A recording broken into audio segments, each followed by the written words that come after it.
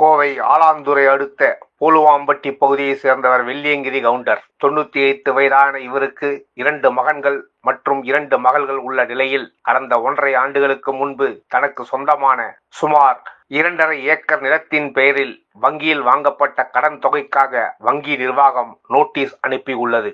இதை அடுத்து வங்கியில் இருந்து தனது நிலத்தை மீட்பதற்காக கரூரை சேர்ந்த ஈஸ்வரமூர்த்தி என்ற பைனான்சியரிடம் 30 லட்சம் ரூபாய் கடன் கேட்டுள்ளார்.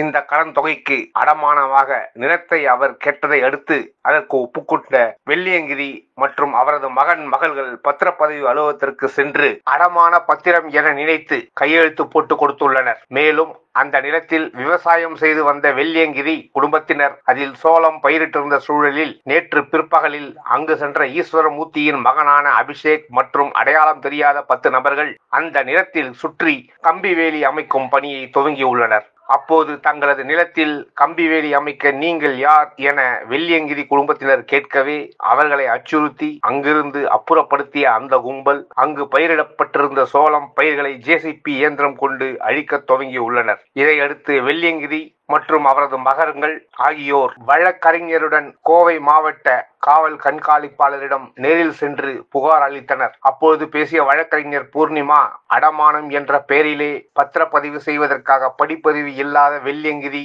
அவரது 2 மகன்கள் மற்றும் மகள்களை அழைத்து கொண்டு ஈஸ்வரமூர்த்தி பத்திரப்பதிவு அலுவலகத்திற்கு சென்றதாகவும் பதிவு அலுவலகத்திலும் கிரயம் என்று கூறாமலே பத்திரப்பதிவு செய்து அவர்களை மோசடி செய்ததாகவும் கூறினார். கடந்த 1.5 ஆண்டுகளாக இது குறித்து எந்த தகவலும் அறியாமல் இருந்த வெள்ளியங்கிரி மற்றும் அவரது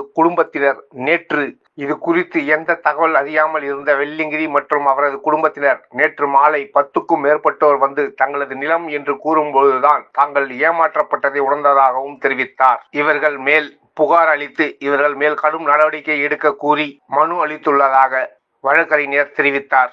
2வது மகன் வந்து வங்கியில ஒரு கடன் வாங்குறாருங்க. அந்த இடத்து மேல பெரியவர் கேரண்டரா கையெழுத்து போடுறாரு. அது வந்து பேங்க் மூலியமா ஏலத்துக்கு வருது. அந்த சூழ்நிலையில அந்த இடத்த மீட்பதற்காக ஒருத்தர்கிட்ட ஒரு 30 லட்சம் கடன் வாங்குறாங்க. கடன் வாங்கும் நபர் வந்து திமுகவை சேர்ந்தவர்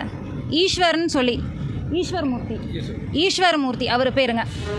அவர் என்ன சொல்றாருன்னா 13ஆம் தேதி 13/2/2023 அன்னைக்கு எல்லாத்துக்குமே, அதாவது ஒரு குறிப்பிட்ட அக்கௌண்ட்ல 30 லட்சம் என்னால் ஆர்டிஜிஎஸ் பண்ண முடியாது, நான் வந்து 4-5 பேர்த்தோட கணக்குலையும் நான் ஆர்டிஜிஎஸ் பண்ணுறேன் அப்படின்னு சொல்லி தான் பிரித்து ஒவ்வொருத்தரோட வங்கி கணக்குக்கு அனுப்புகிறாங்க.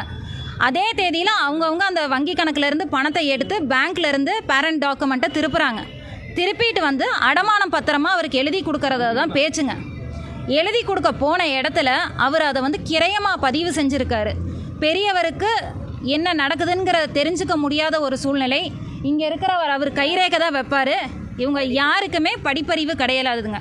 அது என்னங்கிற வார்த்தையை படிக்க கூட தெரியாது. அவங்களுக்கு கையெழுத்து மட்டுமே போட தெரியும். இந்த சூழ்நிலையில் அவர் கிரயம் பண்ணுறாரு. கிரயம் பண்ணும்போது 2வது மகன் கிரயத்தை பார்த்துட்டு ஒரு வாக்குவாதம் ஆகுது. ஆனால் அப்போதைக்கு கடனை உடனே திருப்பி கொடுக்க முடியாத சூழ்நிலையில் நான் உங்களுக்கு மறுக்கிரயம் பண்ணி கொடுத்துட்றேன்னு அப்போதைக்கு பேசி அமிக்கபலாக முடிக்கிறாரு.